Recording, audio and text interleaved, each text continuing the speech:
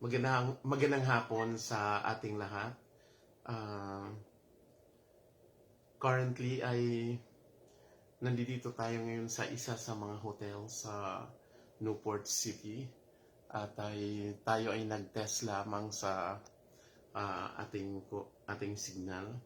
So tiningnan natin yung medyo yung quality ng live kung may nabago ba sa live streaming kasi minsan mahina yung receptions. So medyo okay naman. So kumusta dyan ang ating mga kaibigan? So nandito tayo sa Manila. Mag-a-attend tayo ng meeting, seminars. Ganun talaga yung buhay media. Ang dami talagang assignment na at saka yun mga events left and right. Last week very busy tayo sa mga isla kung saan na iba-ibang news coverage ang ating kinover, and then sabay from malayong isla patungo sa other isla sa Mindanao, and then after ng coverage natin ay syempre tayo naman ay nag-relax ng konti para naman ay makapagpahinga na din, syempre makapag-unwind. So medyo so hindi naman tayo makarelax while sa hotel. Medyo pagsanay ka na sa trabaho, parang medyo busy lang lagi. Tapos yung mind mo always busy.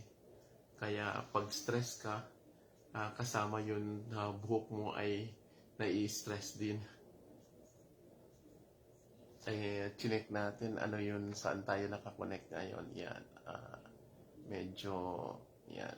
Kukonect tayo direct sa online. Direct sa wifi ng hotel. So medyo okay naman. Well, sa Manila ngayon, the same din sa Mindanao, makulimlim siya. So medyo masama yung panahon. Ganun talaga.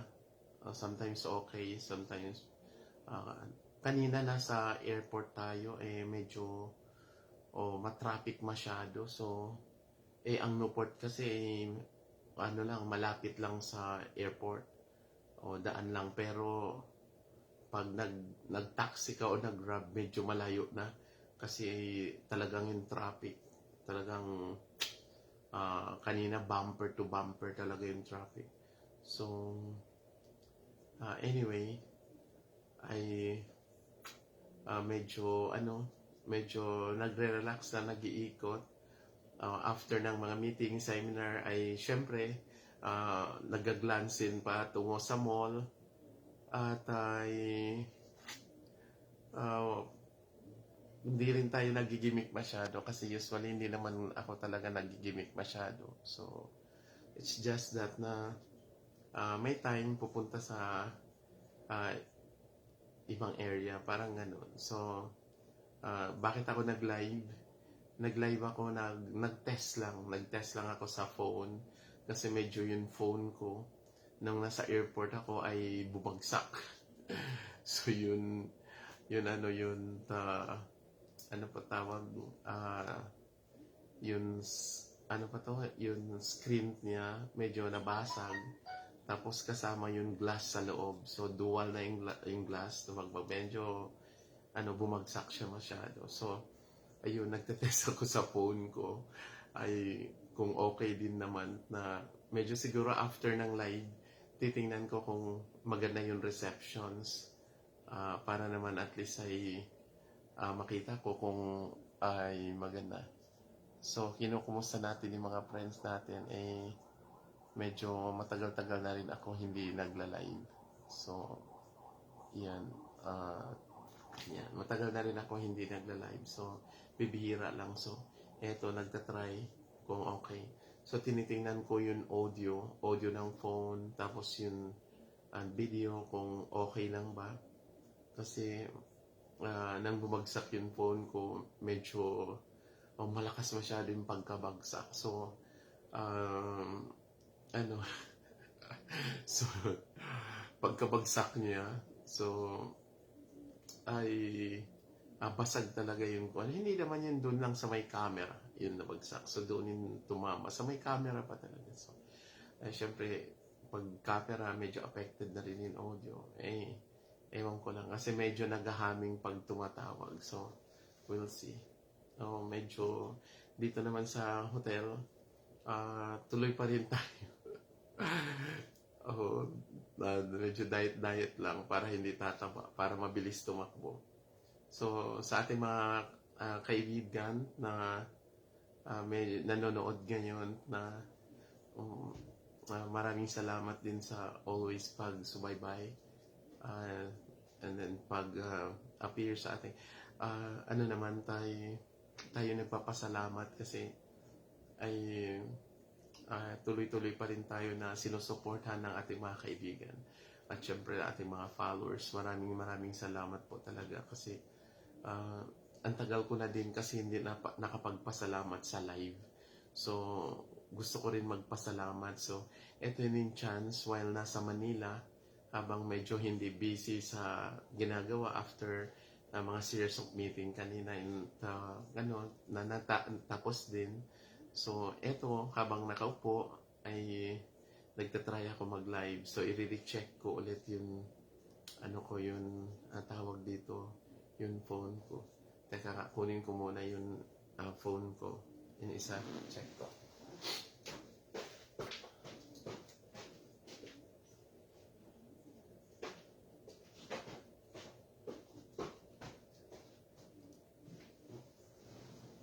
So, ayun. Nag-check ako ng phone ko. Tinetest ko lang. Tapos, see. Yan. Kine-check ko yung phone ko kasi bumagsak din kasi ito. Guys, itong phone ko.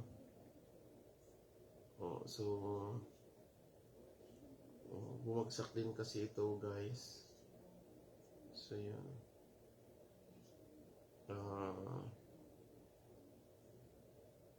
Check ko guys,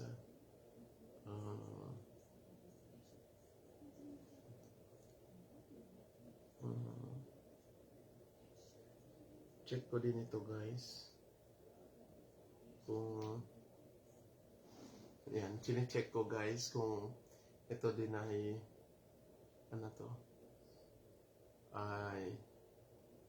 thank you nga pala kay sir. Thank you for watching, guys. Chinek ko talaga. Tapos ito, guys, kung makikita nyo, itong phone ko, yung dulo bumagsak. Check ko. Ito, in sa talaga sa may camera ay basag talaga. Ito naman sa port, dun sa Hollow Port or Tawi-Tawi Port yata yun. So, dun sa may sa port mismo before ako sumakay yata ng ferry. So, yung screen niya, tapos sa ilalim, mayroon din siyang glass ay nabasag. So, medyo yung camera, kuha na siya. Parang hindi masyadong clear. Oo, sayang din kasi. Tapos, yung isa naman ay bumagsak yung ginagamit ko ngayon for live. So, tinitest ko din kung okay siya, okay yung audio. So, tagal-tagal ko na rin hindi nag-live. So, ito na rin ang pagkakataon na para ay magpasalamat sa ating mga kaibigan. Maraming salamat sa suporta. At syempre, ay yung mga lagi nakasubaybay sa ating mga sa news or sa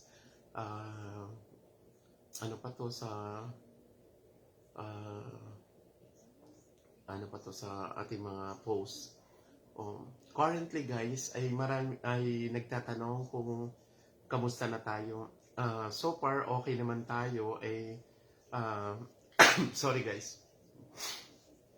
Medyo ano, kasi sa coverage kasi sa isla, medyo malakas talaga yun.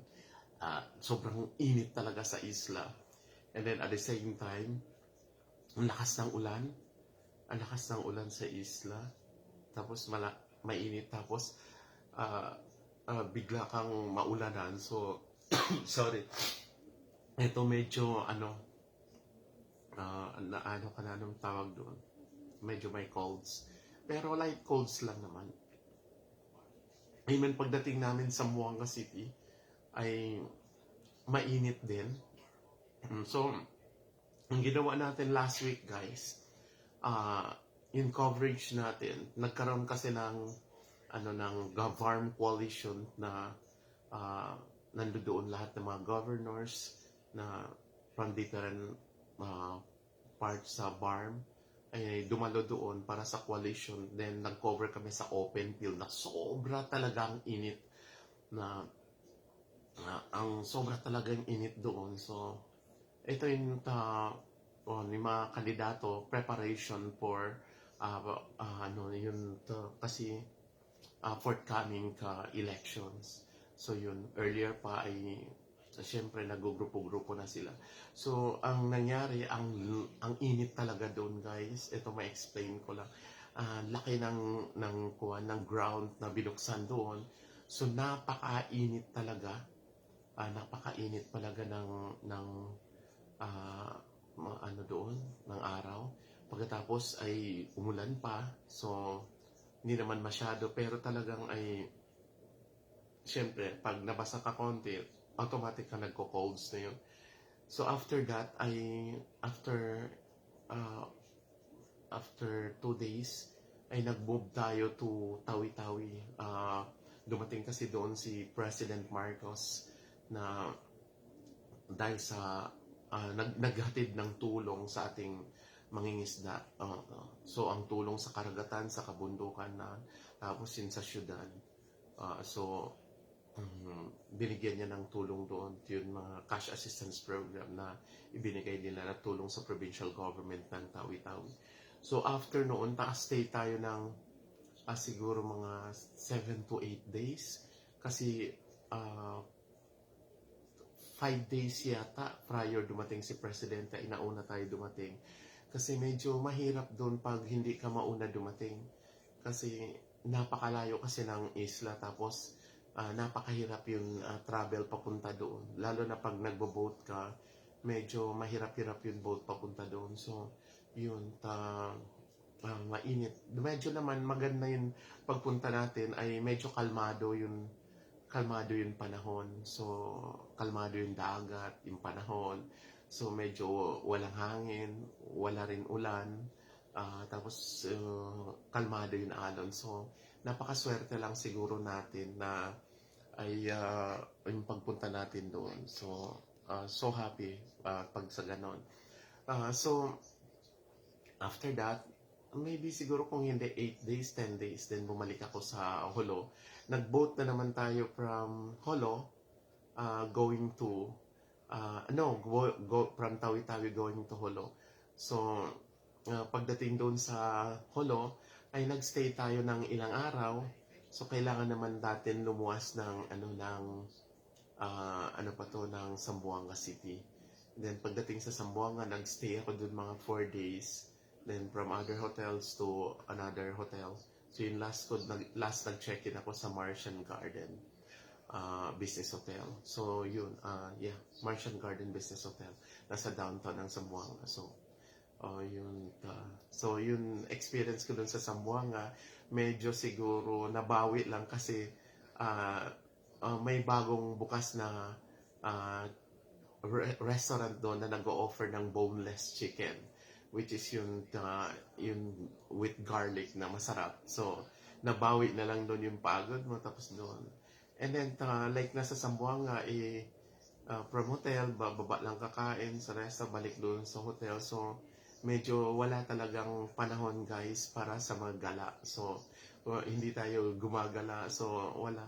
And then, pagdating dito sa Manila, siguro mga Monday Monday pala yung flight ko dito, last Monday. So pagdating ko dito Manila, so ang nangyari, nagstay sa hotel, from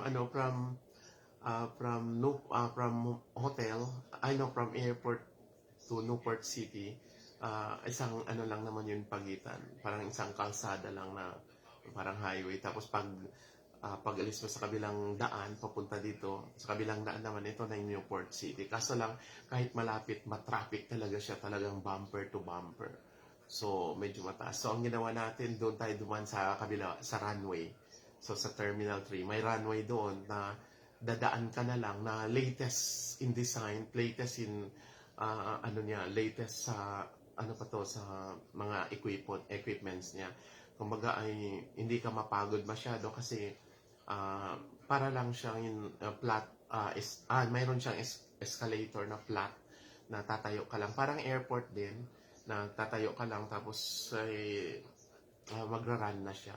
So hanggang sa dulo. So maganda rin. So kayo guys, kung sakaling pupunta kayo ng Manila at mag-checking kayo sa mga hotels, preferably sa ngayon mga traffic na bumper to bumper, kailangan talaga doon ka lang sa may airport para costly tapos hindi masyado matraffic. So, sandali lang.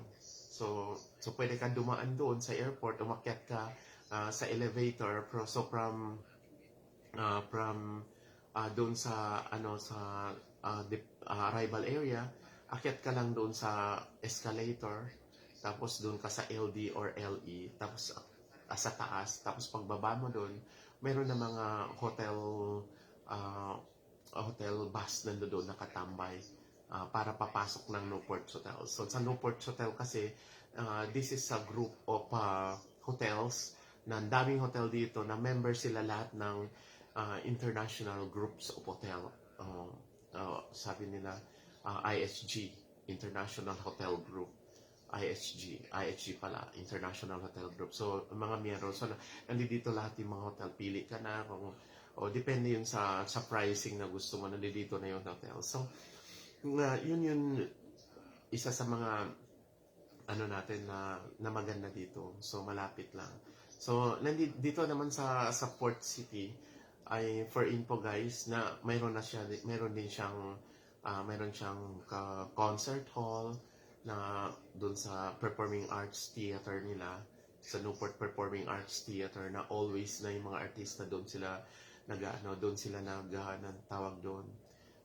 always na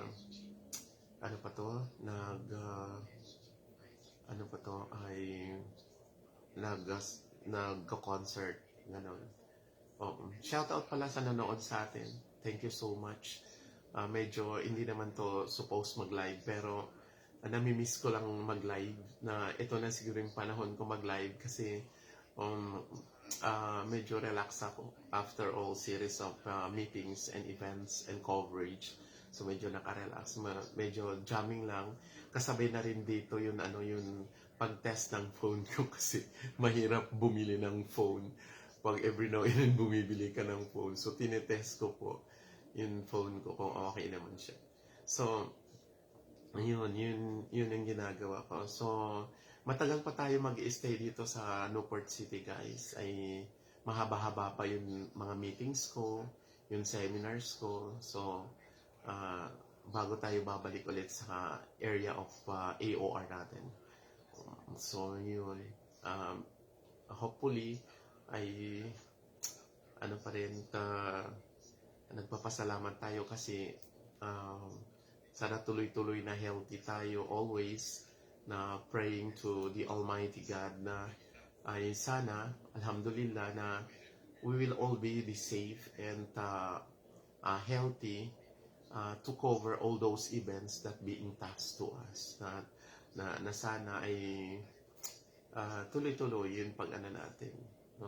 Nagtataka lang ako guys, yung live ngayon, hindi na pwede i-landscape. Mas maganda kasi guys yung pag nag-live ka, landscape. Kasi kahit i-transfer mo sa laptop, ay maganda yun siya, reception, landscape talaga. Ito kailangan siya na 0.5 na yung live. Kasi yung yung Facebook, hindi pala siya assisted sa rotation. So kailangan mag-return mo to vertically. vertically ang tawag. Vertical, or ganun. So, yun. Dapat kasi pwede siya. Para kasi maganda kasi pag nag-live ka, maganda kasi guys pag nag-live ka na yung gamit mo talagang ay landscape kasi maganda magamit mo even sa laptop o hindi siya nag 0.5. Thank you pala kay Ma'am Lisa, kay Nulon, and sa ating friend kay Sir Bunyin. Wow. Thank you for watching. Guys, jamming lang ito. Walang magawa sa buhay. Anyway, ay kinukwento naman natin mga relevant events sa Mindanao na aabangan natin. So here comes guys, yung kinover natin sa Tawi-Tawi after dumating si President Marcos last week, 2 weeks ago or last week yata. 2 weeks ago. 2 weeks ago? Yeah, 2 weeks ago yata. I forgot. So yun, pagdating niya doon, naghatid siya. This is first time na yung presidente bumisita sa Tawi-Tawi, si President Marcos. At first time din niya na dumalo doon sa Marine Brigade sa Tawi-Tawi. So for the first time, first president na in the Philippines na nakabisita doon sa Marine Brigade. Ay, thank you nga pala kay Sir J. Ruiz. Hi partner. Nag-test lang ako partner sa audio ko kasi bumagsak yung phone ko. First time ko nga nag-live. Hindi first time. Matagal-tagal na talaga. Taon bago ako nag-live. So yun, pagka-visit ni President doon ay talagang marami siyang dalang pera. Tulong doon sa ating mga kababayan sa Tawi-Tawi. And then, nabigay siya doon sa ating mga agriculture, para sa mga farmers, and then para sa mga ingisda o sa karagatan sa kabundukan. So namigay siya doon sa syudad din para sa mga livelihood program na namigay din sila doon.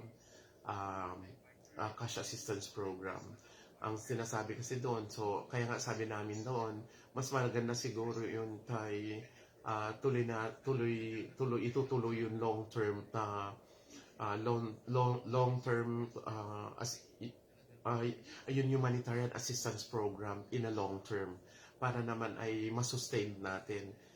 Kasi pag always na lang tayo ay siguro na mimigay, na observe natin sa interview rin natin na ginawa doon, including sa press con na isinagawa, na tinanong din namin.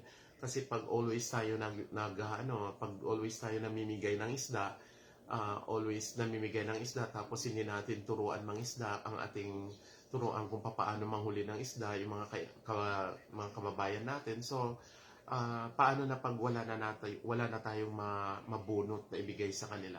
So, in the best thing na siguro na obserbahan natin, kaya tinanong natin noon at tilabas, yung long-term solution yung livelihood assistance program to the community, both sa karagatan, sa kabundukan, at syempre yung mga small businesses natin sa loob para matulungan siya. Kasi ang problema natin ngayon, in lahat ng mga sa probinsya, ay nag-migrate pa punta sa syudad. So, medyo nagkakaproblema ngayon yung syudad kasi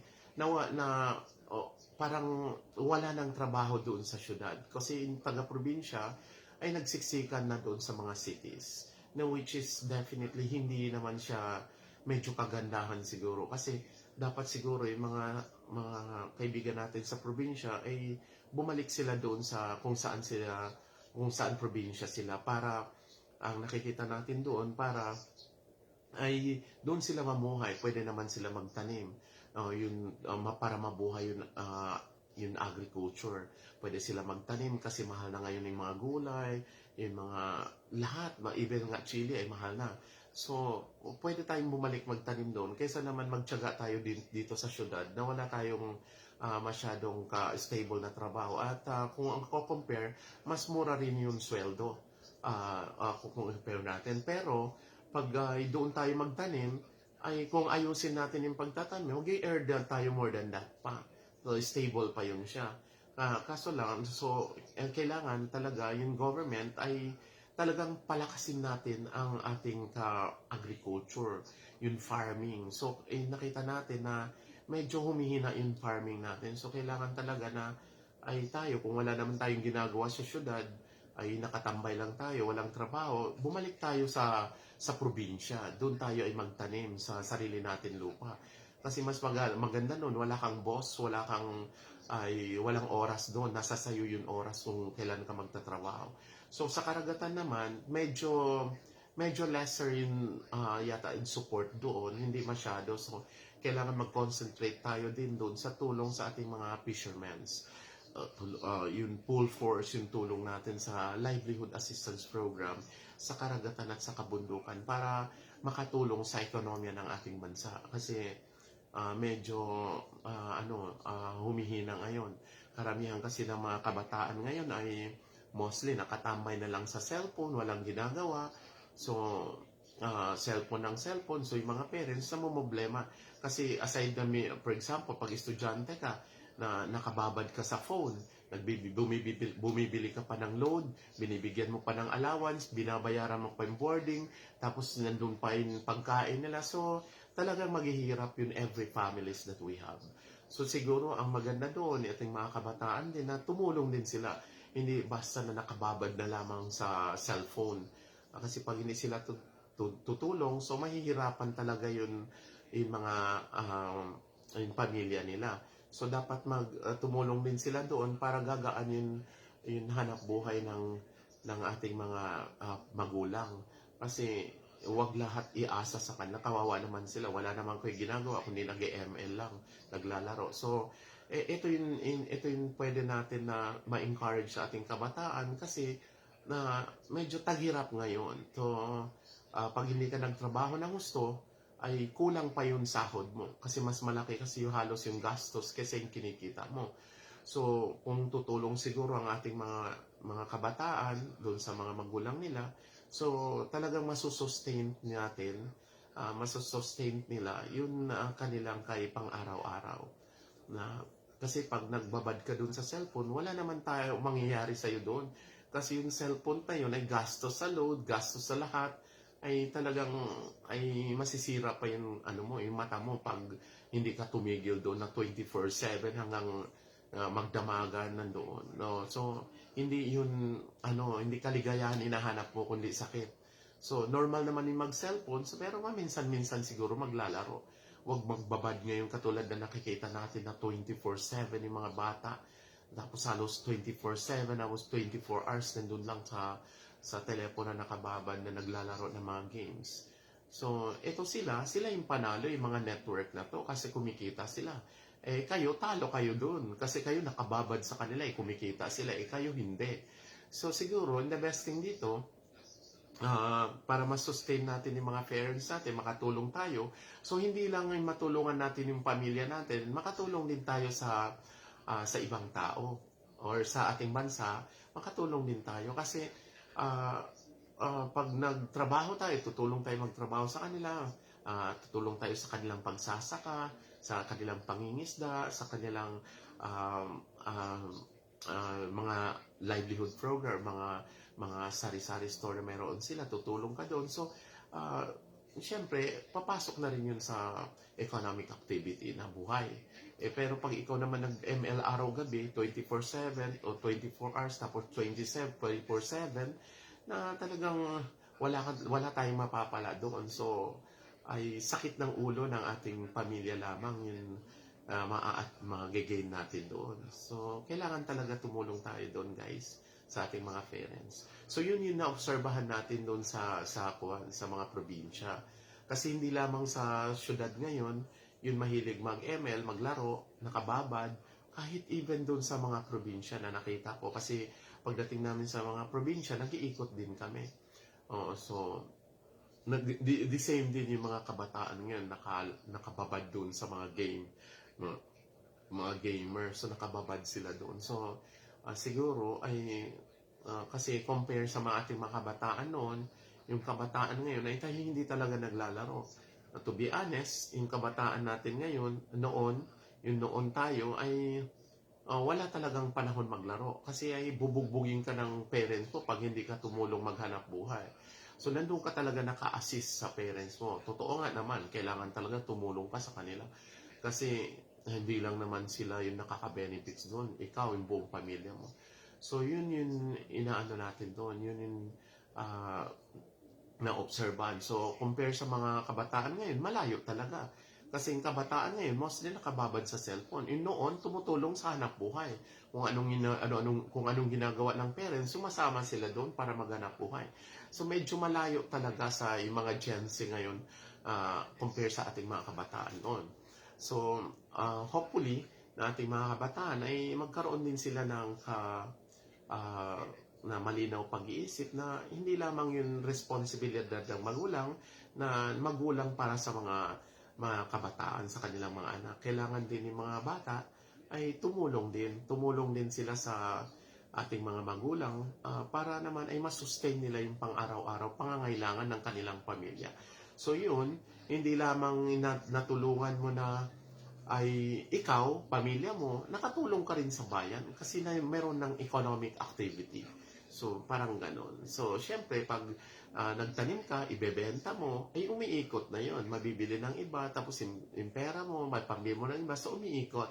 Nandun yung economic activity. So, dapat ay, sa panahon ngayon, siguro ay dapat ay magsipag-sipag tayo kasi medyo ay humihirap yung buhay. So, yun. So, yun naman assistance program na binibigay ng ating gobyerno ay itong pansamantalang tulong yun sa atin. So, hindi pwede natin yun na pag binigyan ka ng tulong, tulad na nakita natin, ay bibili ng cellphone, pinambabayad ng utang, paano yung ma-rotate? Yung binigay yung halimbawa ng livelihood assistance program na cash assistance program na ibinigay ng ating Pangulo doon sa mga probinsya, ay tulong yon. So, tulong 10,000, may 8,000, I think 5,000, depende yon. So, yung tulong na yon dapat ay ayusin mo yun yung pera. Yung 10,000 na yon, kung maayos mo yun, ay talagang magro-roll din yun kahit papaano. Although maliit, pero magro-roll yun. Pero kung ibili mo ng cellphone, ibili mo ng kung ano nung gadget dyan, ay talagang walang mangyayari yun. Ay hindi talaga magro-roll. So, kailangan siguro ay talagang tayo, ay ayusin natin. Kasi pag inayos natin yun, ay talagang ay tatakbo yun. Kahit naman sinasabi nilang 5,000 to 10,000 tulong ng ating pamahalaan, okay na yun siya, parang sustain. So, yun atin naman purpose, yung purpose, karamihan kasi nakikita natin sa purpose, ay umaasa na lamang doon sa purpose. Minsan nga ay sinasanla pa, yung nako-cover namin, sinasanla pa yung card nila. Oo, nakasanla yung card, tapos ay sa ibang tao. So, hindi sila sigurado, hindi naman yung sigurado na talagang monthly may papasok. Yun, depende pa rin yun sa budget. Kung may sobrang budget na maibigay doon sa kanila. So, yun. So, umaasa. So, yung mas maganda siguro ay hindi tayo umasa doon. Kumbaga, part lang yun. Tuloy pa rin yung buhay natin, tuloy yung pagsasaka natin, tuloy yung trabaho, tuloy yung pagtitinda natin. Tapos, yung assistance na darating sa atin, kung mayroon tayong purpose or mayroon cash assistance, ay pwede natin idagdag doon. Kailangan iwasan mo doon yung bumili ng cellphone, bumili kung ano-ano. Ang dami kasi natin binibili kung ano-ano. Kasi yun. Dapat kahit konting pera, ay alagaan mo yun para ma-recycle natin or maikot yun. So, pwede makatao. Kasi pag ibili mo yun ng cellphone, kulang pa yun. Sometimes yung cellphone, 7,000, 8,000, 5,000 pataas yun, may magandang quality. So, dapat ay bawas-bawasan din natin yung mga bisyo natin regarding sa mga gadget. Hindi naman tayo nagsasabi na huwag kang bumili, pero kung may sobra, bumili ka. Kung naman tamang-tama lang, siguro tago mo, pambili mo ng bigas ng pangangailangan sa bahay. So, nakita natin, yun after na magbigay, ang dami na natin na saksihan na cash assistance program. Wala. Minsan, nandun pa mismo sa gymnasium, ay yun nautangan nila, nag-aantay na maningil. Doon mismo ay sinisingil nila, nautangan nila, kasama rin noon nakapila na nag-aantay pagkatapos. So, pag na-receive na yun, so inaabangan nila na doon sa front door ng gymnasium. So, wala kang ligtas doon. So, yun. So, ganun din nangyayari. So, hindi mo maikot.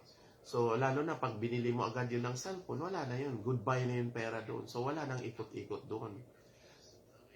Kaya nga ay sinasabi natin na mas maganda siguro ay mag-cost cutting tayo. Of cost cutting, mag-budget. Kasi pag hindi tayo mag-cost cutting sa mga ating mga expenses ay talagang ay magkakaroon tayo ng problema. So medyo mahirap talaga yung buhay ngayon.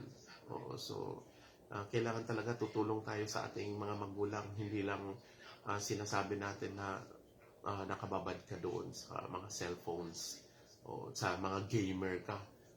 Well, pwede naman magbabad paminsan-minsan lang para pangpalipas oras. Huwag yung 24/7. Nandun ka na, hindi na enjoy mo yun. Too much yun, sakit na yun hinahanap ko doon. Minsan hindi na kumakain, nandun pa rin naglalaro, so nakababad sa cellphone. So, pasmado ka doon.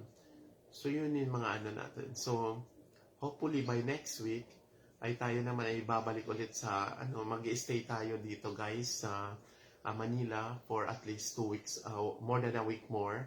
So, actually ako ngayon, yung check-out ka sa Port City until on the 19. So, on the 20, ay tapos na, mag-check-out na ako on the 20. So, yun, medyo mahaba-haba pa yung stay ko. Tapos mahaba-haba na mga meetings and seminars. So, yun. So, guys, ay magandang gabi sa inyong lahat and sa lahat ng nanonood. Tayo ay nag-live dahil nag-test lang tayo ng phone. So, siguro mga 2 years na, 3 years na yata, hindi talaga ako naka-live.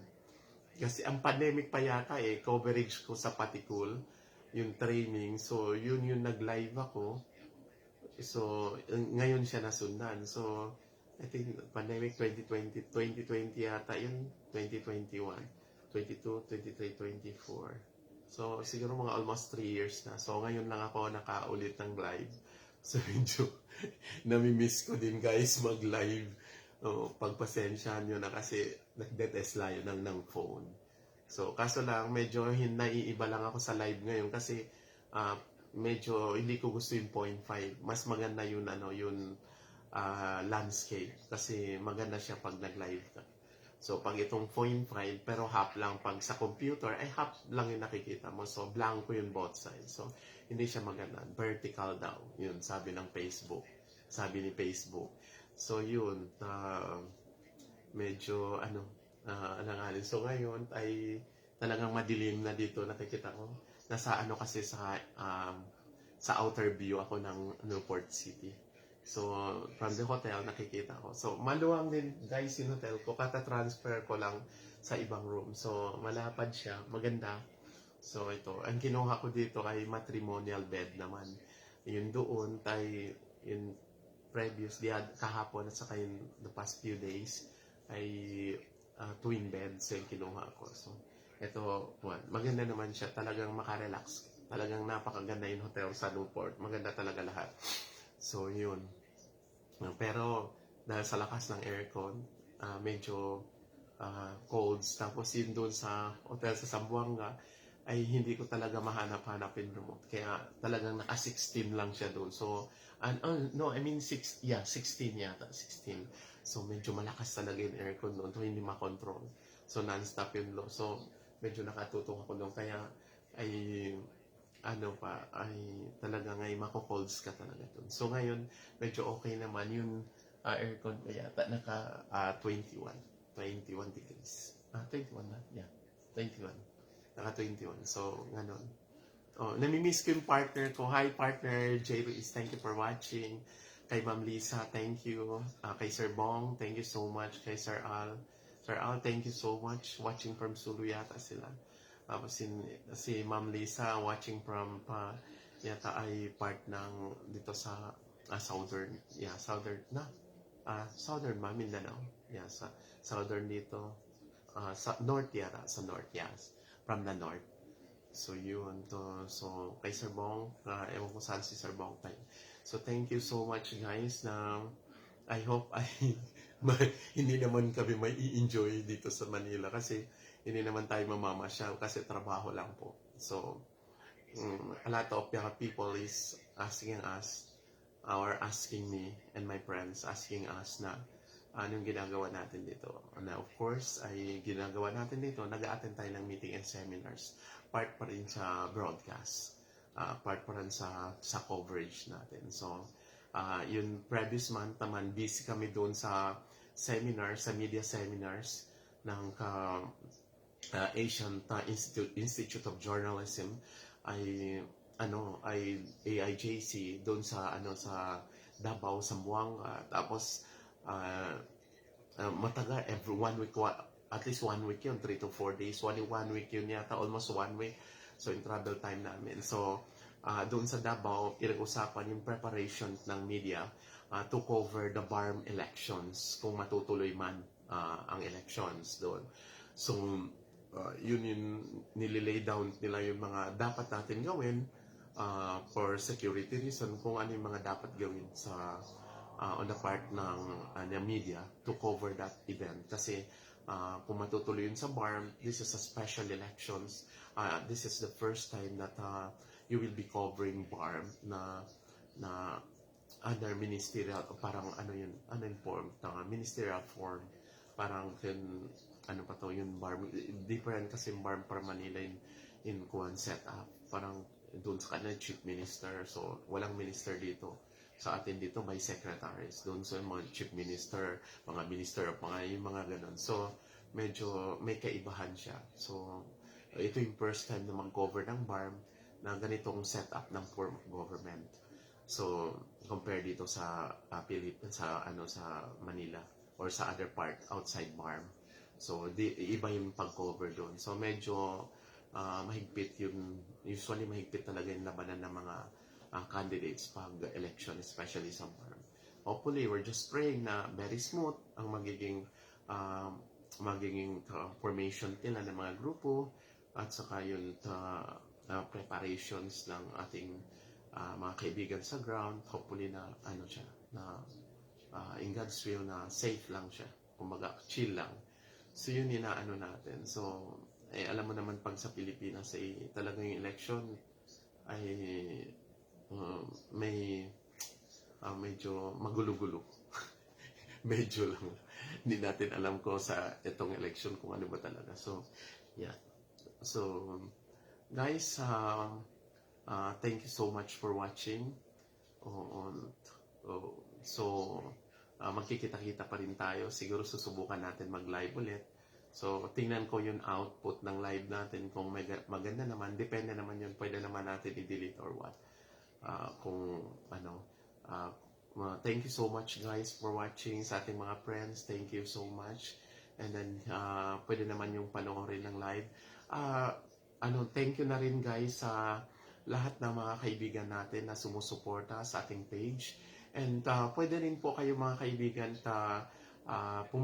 pwede rin po kayo mag-subscribe sa aking YouTube channel, Nikki Butlangan Studio Dreamer